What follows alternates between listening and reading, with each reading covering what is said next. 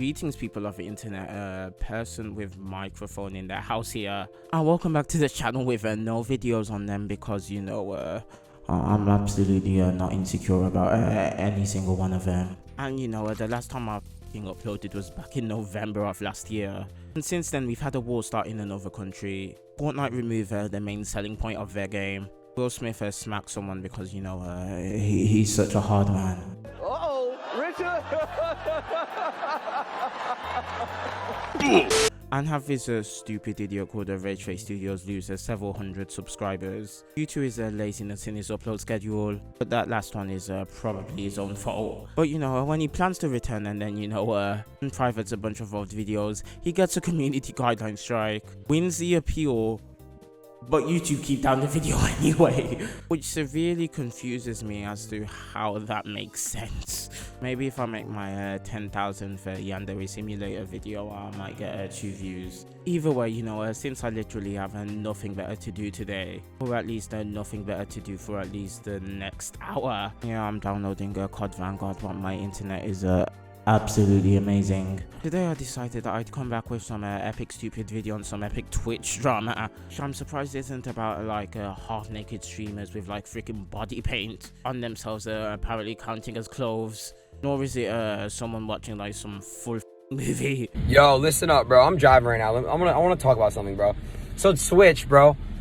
Not Twitch, but DMCA. You guys are a bunch of money greeting really weird people, bro. Because I'm pretty sure that's what 99% of Twitch streamers do now. But look, we're not in 2021 anymore. We're in 2022. So obviously, stuff that makes much more sense is going to be happening, such as Twitch unbanned speedrunner despite threatening to quote-unquote shoot up people at Twitch headquarters.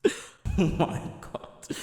Yeah, this is going to be an amazing video. And yes, I believe it or not, it's not an April Fool's joke. But what is my video, which I recorded a good 2 years ago for April Fool's, and the fact that I've gained no subscribers since then, which is absolutely amazing. Either way, let's just get started with this article from the Metro, written on March the 30th, 2022 by Michael Beckwith. Look, I don't know if he made his icon the M, because that's what his name starts with, or he was too lazy to get a photo shoot and then just copied the M from the company he works for. Either way, let's start. Speedrunner narcissawright's Twitch ban has been reduced to 30 days, even though she tweeted about shooting up Twitch's headquarters after returning to Twitch following a nearly 4-year-long absence. Look, in my defense, I only took 3 months because I apparently have to prioritize my future, and that's fucking gay. Streamer and speedrunner narcissawright wound up being permanently banned only 2 days later for violating the platform's terms of services. That reminds me of Gideon or something. He raided Pokemon and gets banned on his first ever partnered stream. But also, who the hell is this guy? Sorry, girl, this person was definitely born a woman. But look, in all legitimate honesty, I don't even know who this person is. I watch some speedrunning stuff like Carla, Easy Escape, and Apollo Legend is literally dead, so I'm not gonna make any more comments on that, except that Billy Mitchell is an amazing person. In a Twitter thread, she explained that whilst she was sharing her Discord screen, a Discord user she was having a conversation with shared an NSFW image, obviously frustrated for being banned because of someone else's actions, as if you are the one who clicked the link. He tweeted, I'm not gonna say the tweet yet, but yeah, as for that, if you can't afford a second monitor, then that's one thing, but you can afford a phone at minimum. Opening a link is not gonna get you a virus or something. And yes, you should take advice from this guy who's talking right now, who gets sent a variety of Discord videos, which I'll just say that no one should ever see in their entire lifetime. It's even dumb for people like Pokemon. She previews it in a second monitor. He probably knows at some point that it's a hub link, yet she still drags it over to her main monitor, and she only gets a warning. But yeah, look, Twitch should at least be consistent, either give everyone warnings, or ban everyone. At least that's somewhat fair. In the now deleted tweet is still available on Reddit, she tweeted out I want to kill myself and shoot people at the Twitch HQ. Ha ha ha ha ha. On March 22nd, 2022.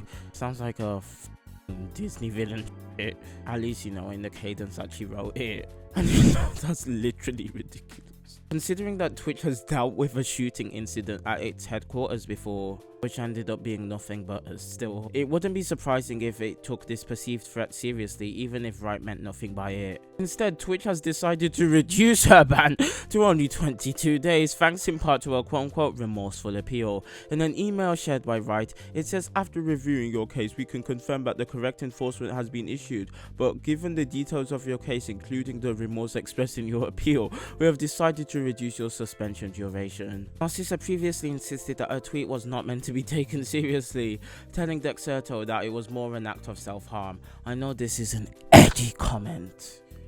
It's really not, take it from me. But I think if Twitch really cared about mental health, they would have reached out and talked to me instead of suddenly deplatforming me, she said. I don't own any weapons and the threat was non-credible because we definitely have proof of that. I did feel like self-harming though, and the tweet was my way of self-harming. I'm so confused, so what? So let's say, hypothetically, I tweeted that I wanted to bomb the White House and assassinate President Joe Biden because of like a high energy prices or something. I don't think that I can just go to the courts, say that it's a typo for I wanted to slit my own throat, and then just walk out of the courtroom. I just really don't think that's like the best strategy. This isn't the first time that Wright has dealt with a Twitch ban, which probably explains why it was a permanent ban, because it's not your first time. She was hit with an indefinite suspension for the same reason in 2018. And you still haven't fucking learned. With her only managing to get back to Twitch recently, this entire incident was extremely poor timing, although she seems grateful that Twitch was willing to hear her out this time. They probably only heard you out because you threatened to shoot them. Or maybe that dear lady felt sympathy for her kind or something.